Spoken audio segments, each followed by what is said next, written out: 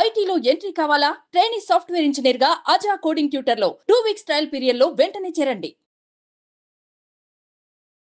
ఎంత వయసు 13 years?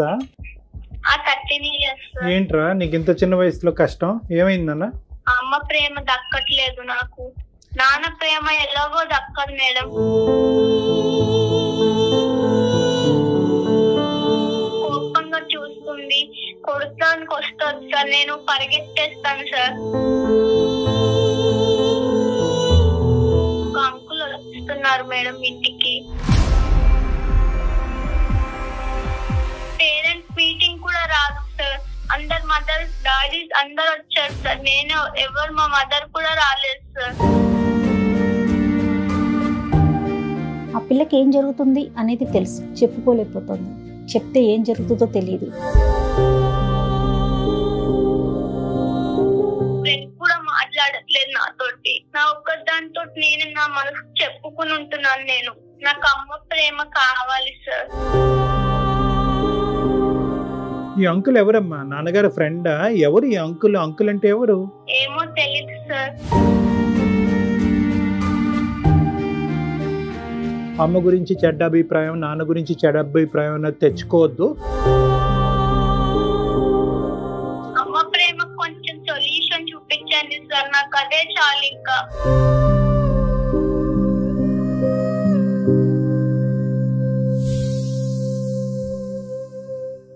Welcome to అందమైన జీవితం. నమస్తే కళ్యాణ్ గారు. నమస్తే జయ గారు. నమస్తే అండి. కళ్యాణ్ గారు, నేను ఒక మెయిల్ చూసానండి. ఒక 8th క్లాస్ చదువుకునే పాప, 8th స్టాండర్డ్ అంటే సుమారు 13 ఏళ్ళు అనుకుందాం, అంతే. 13 ఏళ్ల పిల్ల మన ప్రోగ్రామ్కి ఒక మెయిల్ పెట్టిందండి. తల్లిదండ్రుల పద్ధతులు, వాళ్ళ ఆచార వ్యవహారాలే పిల్లల మీద ప్రభావం చూపిస్తాయి. ఖచ్చితంగా వాళ్ళ నడవడిక మీద మన ఇన్ఫ్లుయెన్స్ అనేది బాగా ఉంటుందని ఆ మెయిల్ చూసి నాకు నిజం, ఇది 100% నిజం అన్నయ్య అనిపించింది కళ్యాణ్ గారు. పాప పేరు నవ్య. అసలు అంత చిన్న పిల్లకి ఎంత మెచ్యూర్డ్ గా పెట్టిందో షాక్ అయ్యానండి నేనైతే. ఖచ్చితంగా మాట్లాడదామండి, కాల్ చేస్తాను. అంటే వయసుతో సంబంధం లేదు, ఎవరికో ఒకరికి చెప్పుకోవాలనే ఒక ఆలోచన ఉంటుంది. చిన్న పిల్లల్లో కూడా అంత మెచ్యూరిటీ లెవెల్స్ నిజంగా హ్యాట్స్ ఆఫ్ అండి.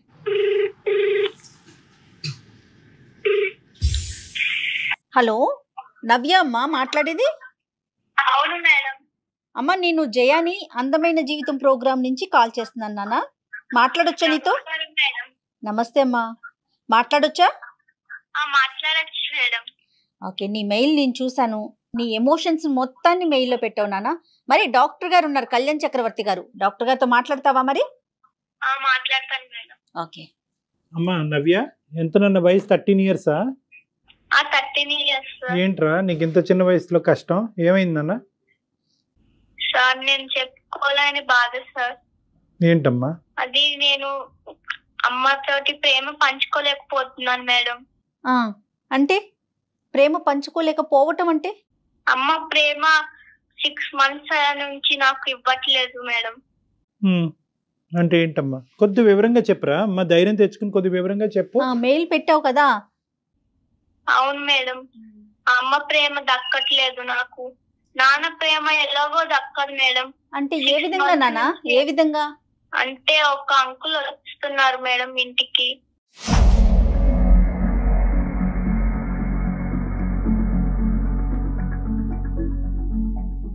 మంచి నుంచి ఇలా ఏమైనా వాటర్ అడిగినా, స్నాక్స్ అడిగినా కోపగించుకుంటుంది మేడం. ఈ అంకుల్ ఎవరమ్మా? నాన్నగారు ఫ్రెండా? ఎవరు ఈ అంకుల్? అంకుల్ అంటే ఎవరు? ఏమో తెలీదు సార్.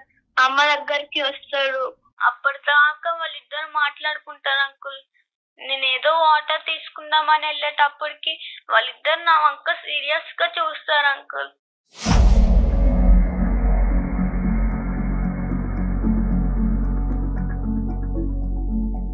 అమ్మతో మాట్లాడటానికి వస్తాడా?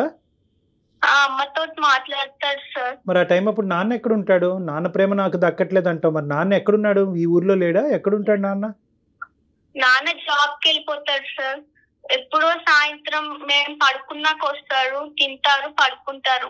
నాకు అసలు మేము మళ్ళీ పొద్దుట్లు లేసేటప్పుడు కూడా ఉండడు ఇంట్లో. మేము స్కూల్ కన్నీ ఇంకా మేము స్కూల్ కి వెళ్ళిపోతాం. మళ్ళీ వచ్చినాక పడుకున్నాక వస్తారు నాన్న.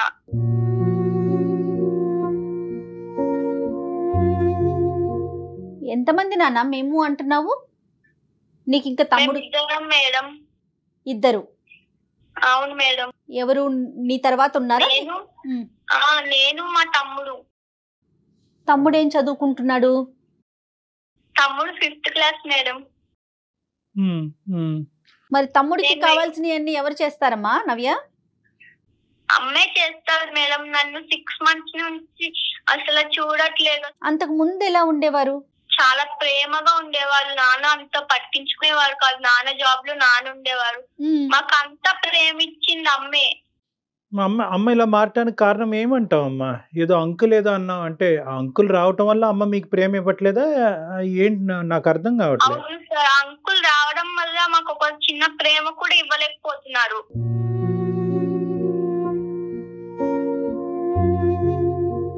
మరి అడిగావా అమ్మ, ఎవరమ్మా అంకుల్, ఎందుకు వస్తున్నాడమ్మా, ఎవరమ్మా, మాకు ఎందుకు ప్రేమ తగ్గుతుంది నీ దగ్గర నుంచి అని అడిగావా? అడుగుదామన్నా కొడతారు సార్. ఇట్లా కళ్ళు పెద్దగా చేసి చూస్తాం. అట్లా నాకు చాలా భయం వేస్తుంది అమ్మ దగ్గరికి వెళ్ళాలన్నా. అమ్మ దగ్గరికి వెళ్ళాలంటే భయం వేస్తుంది. ఒక రోజు ఈ అంకుల్ ఎవరని అడిగితే ఆ రోజు నన్ను కొట్టింది అంకుల్.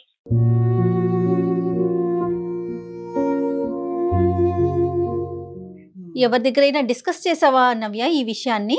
ఏమ్మా? మా ఫ్రెండ్ కి చెప్పాను మేడం. ఒకసారి చెప్తే వాళ్ళ మమ్మీకి చెప్పిందంటే మా ఫ్రెండ్ కూడా మాట్లాడట్లేదు నాతోటి.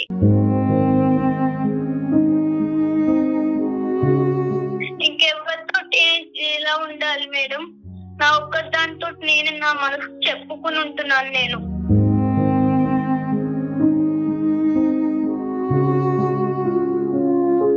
తమ్ముడు కూడా బాధపడుతున్నాడమ్మా? తమ్ముడు కూడా ఇలాగే ఫీల్ అవుతున్నాడా నీలాగే? తమ్ముడు చిన్న పిల్లోడు అంకుల్. తమ్ముడికి ఏం తెలుస్తే స్కూల్కి వెళ్తాడు, వస్తాడు, నాతో ఆడుకుంటాడు, పడుకుంటాడు.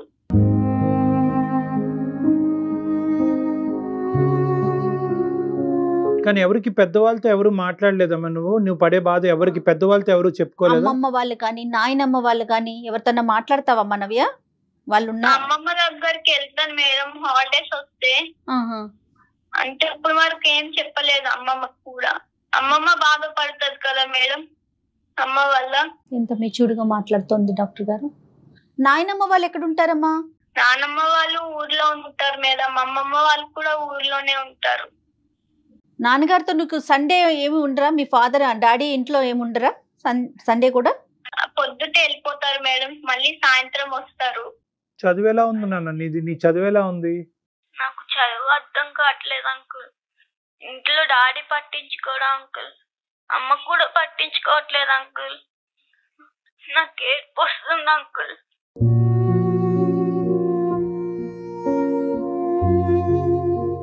ఏమవ్వాలనుకుంటున్నావు లైఫ్ లో నువ్వు? నా గోల్ డాక్టర్ సార్. నేను మంచిగా చదువుకుని ఉండాలనుకుంటున్నాను. అమ్మ వల్ల ఇలా నేను కొంచెం నాకు శాంతం చిన్న పిల్ల కాదు, అందుకని పెద్ద పిల్లను కాదు. ఏదైనా కూడా తన ఏజ్ లో కొన్ని అంశాలు తనతో మాట్లాడటానికి ఇక్కడ మనకు వీలు పడదమ్మా, దొరకట్లేదు కదమ్మా. ఇప్పుడు నువ్వు ఏం కావాలని మాకు చేసావమ్మా? అంటే నువ్వు చాలా మంచి పని చేసావు, ఈమెయిల్ పంపించావు.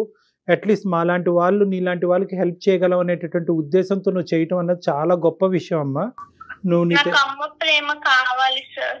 అమ్మ ప్రేమ కావాలి. సొల్యూషన్ చూపించండి కొంచెం.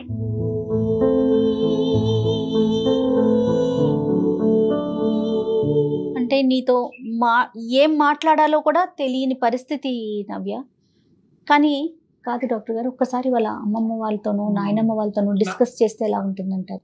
అది ఒక సొల్యూషన్. నాన్నకి అమ్మకి రిలేషన్షిప్ ఎలా ఉందమ్మా నవ్య? బానే ఉంటారు సార్. నాన్న సాయంత్రం వచ్చినా కూడా అన్నం అవన్నీ పెట్టి పడుకుంటారు సార్ అమ్మ. అలాంటివి కొంచెం 6 months నుంచి అంత ప్రేమ ఇవ్వట్లేదు ఎవరికి. నాన్నతో ఎప్పుడన్నా చెప్పడానికి ప్రయత్నం చేసావా? అంటే పేరెంట్ టీచర్ మీటింగ్స్ ఉండరు సార్, సాయంత్రం వస్తారు అంతే.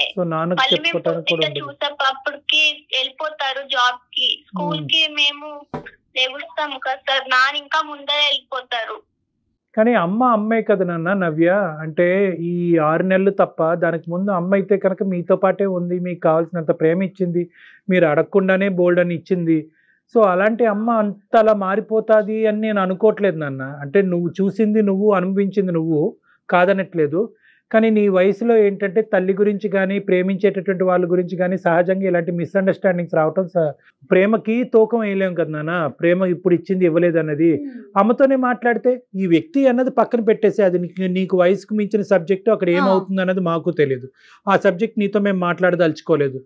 అట్లీస్ట్ అమ్మ పక్కన కూర్చుని అతను లేనటువంటి టైంలో అతను ఉన్నప్పుడు డిస్టర్బ్ చేస్తామని అమ్మ ఫీల్ అయ్యేటట్టు అయితే కనుక అతను లేనటువంటి టైంలో అమ్మతో పాటు కూర్చుని అమ్మ నాకు ఇక్కడ తక్కువ అనిపిస్తుంది అమ్మ, ఐ వాంట్ దిస్ అంటే నేను ఇవ్వను పో అంటదా అమ్మ? అవును సార్, కోపంగా చూస్తుంది, కొడతానికి వస్తుంది సార్, నేను పరిగెత్తేస్తాను సార్.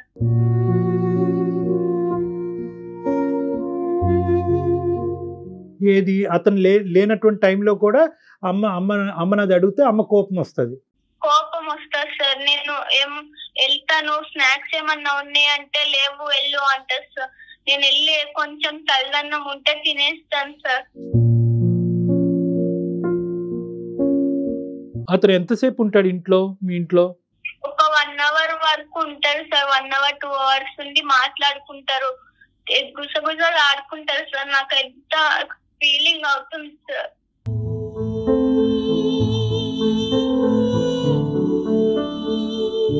మేము బయటకు వెళ్ళి సంవత్సరం అయిపోయింది అంకుల్. మా ఫ్రెండ్స్ ఏమో సండే అవ్వగానే మండే వచ్చి మేము అక్కడికి టూర్కి వెళ్ళాం, ఇక్కడికి వెళ్ళామని చెప్తుంటే బాధ వచ్చేస్తుంది నాకు. ఎందుకు ఇలా ఉంది మా ఇంట్లో అర్థం కావట్లేదు అంకుల్. నువ్వు ఒకటి అర్థం చేసుకోనన్నా, నీ బాధ చాలా నీ చిన్న వయసుకి ఎవరికి రాకూడదు నాన్న. నీ చిన్న మనసు చాలా గాయపడింది, కాదనట్లేదు. కానీ ఈ టైంలోనే నువ్వు ధైర్యంగా ఉండాలి. ఇలాంటి ప్రాబ్లమ్స్ సహజంగా వస్తూ ఉంటాయి. దీన్ని ఒక కంక్లూజన్ తీసుకెళ్ళొద్దు, ఒక రాంగ్ కంక్లూజన్కి ఏది రావద్దు. నీ మనసు పాడు చేసుకోవద్దు. అమ్మ గురించి చెడ్డ అభిప్రాయం, నాన్న గురించి చెడ్డ అభిప్రాయం అన్నది తెచ్చుకోవద్దు. ఓకే, మనకి ఏం జరుగుతుంది ఏంటి అన్నది మనకి ఏమీ తెలియదు. నీ మనసు పాడవుతుంది అంటే కనుక నువ్వు ఒక నెగిటివ్ కంక్లూజన్కి వచ్చేవేమో అని నాకు అనిపిస్తుంది. అలా రావద్దు. ఎందుకంటే కనుక నీకు నీ లైఫ్లో ప్రయారిటీస్ ఉన్నాయి. నువ్వు ఒక డాక్టర్ అవ్వాలి అనుకుంటున్నావు, బాగా చదువుకోవాలని అనుకుంటున్నావు. నీ మనసు అటువైపు డైవర్ట్ అవ్వకుండా నీ స్టడీస్ మీద ఫోకస్ పెట్టుకో.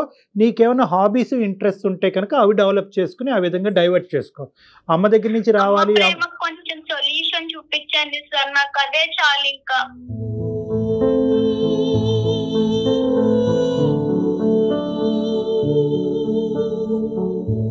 నాన్న మా వంతు ప్రయత్నం మేము ట్రై చేస్తాము. కానీ నేను నీకు చెప్పేది ఏంటంటే కనుక నీకు ఏదైతే రావట్లేదు అని అనుకుంటున్నావో దాని మీద నువ్వు ఎక్కువ దృష్టి పెడితే కనుక అది ఇంకా ఇంకా దూరంగా నీకు అనిపిస్తూ ఉంటుంది. ఈ వయసులో నువ్వు అనుకుంటే చాలా హాబీస్ ఇంట్రెస్ట్ డెవలప్ చేసుకోవచ్చు. నీ మైండ్ని డిస్ట్రాక్ట్ చేసుకోవచ్చు. గేమ్స్ ఆటపాటల్లోకి డైవర్ట్ చేసుకోవచ్చు. అమ్మ ప్రేమ ఇదివరకు వచ్చింది, ఇప్పుడు కరువు అయింది, ఇప్పుడే నాకు ఈ ప్రేమ కావాలి అంటే కనుక ఆ ప్రేమ ఇంకా ఇంకా దూరంగా వెళ్తున్నట్టు నీకు అనిపిస్తూ ఉంటుంది. ఇంకొక అంశం నేనేమంటున్నానంటే నీ చుట్టుపక్కల నువ్వు బాగా నమ్మి నువ్వు కాన్ఫిడెంట్గా ఉండేటటువంటి వ్యక్తులు ఎవరు ఉండకపోరమ్మా. అమ్మమ్మ కానీ నాయనమ్మ కానీ ఎవరో ఒకరితో, మామయ్యలతో కానీ ఉంటారు కదా నాన్న, వాళ్ళతో. అంటే నీకు ఇది నేను ఎలా చెప్పాలో నాకు తెలియట్లేదు. ఎందుకంటే నీ వయసు చిన్నది, నీ ద్వారా వాళ్ళకి ఎలా కమ్యూనికేట్ చేయాలో నాకు అర్థం కావట్లేదు. కానీ నువ్వు ఇంత మెచ్యూర్గా మాకు ఈమెయిల్ పెట్టి ఇంత చక్కగా మాట్లాడుతున్నావు కాబట్టి ఇలా నీతో చెప్పటం తప్పు కాదు అనే భావంతో నీకు చెప్తున్నాను. మీ పెద్దవాళ్ళు ఎవరైనా ఉంటే, నువ్వు నమ్మినటువంటి వాళ్ళు ఎవరైనా ఉంటే కనుక వాళ్ళతో సున్నితంగా ఒక 2 ముక్కలు చెప్పు. నాకు అమ్మ కావాలి, అమ్మ ప్రేమ కావాలి, అమ్మ ఈ మధ్యకాలంలో బిజీగా ఉంటుంది అని చెప్పు. అంటే ఈ వ్యక్తి వస్తున్నాడు, ఇలాంటి సెన్సిటివ్ ఇష్యూస్ బహుశా అక్కడ చెప్తే కనుక వాళ్ళు ఇంకో విధంగా అర్థం చేసుకుని ఇంట్లో ప్రాబ్లమ్స్ ఎక్కువ అవడానికి అవకాశం ఉంటుంది. సో నువ్వు ఈ విషయాన్ని ఏంటంటే అమ్మ బిజీగా ఉంటుంది ఈ మధ్యకాలంలో, అలాగని నువ్వు ఎలాగైతే మాతో చెప్పుకున్నావో మైనస్ ఈ వ్యక్తి యొక్క సబ్జెక్టు తీసుకుని వాళ్ళతో వివరించడానికి ట్రై చేయమ్మా. వాళ్ళు సున్నితంగా అమ్మకి చెప్పడానికి ట్రై చేస్తారు. నువ్వు వాళ్ళు కంప్లైంట్ చేసినట్టుగా ఉండకుండా వాళ్ళ అమ్మకి చెప్పినట్టుగా అయితే కనుక ఇష్యూ ఈజీగా సెటిల్ అవుతుందని నాకు అనిపిస్తుంది. నువ్వైతే స్టడీస్ మీద ఫోకస్ చేయమ్మా. నానా పేరెంట్స్ మీటింగ్ కూడా రాదు సార్. ఇది వరకు మంచిగా వచ్చేవారు పేరెంట్స్ మీటింగ్స్, స్కూల్ కి వచ్చి మంచిగా చెప్పేసి వెళ్ళేవారు సార్. అలాంటి పేరెంట్స్ మీటింగ్స్ కూడా రావట్లేదు. మొన్నే పేరెంట్స్ మీటింగ్ అయింది సార్. అందరు మదర్స్ డాడీస్ అందరు వచ్చారు సార్. నేను ఎవరు మా మదర్ కూడా రాలేదు సార్.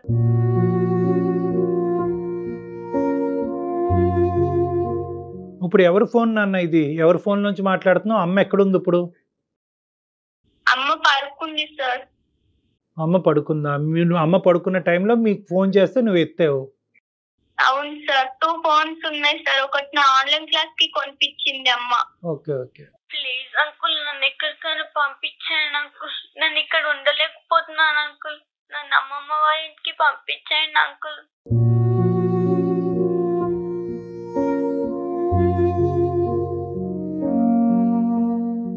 నా ఉద్దేశం ఏంటంటేనమ్మా, ఈ 2 దారులు నాన్న.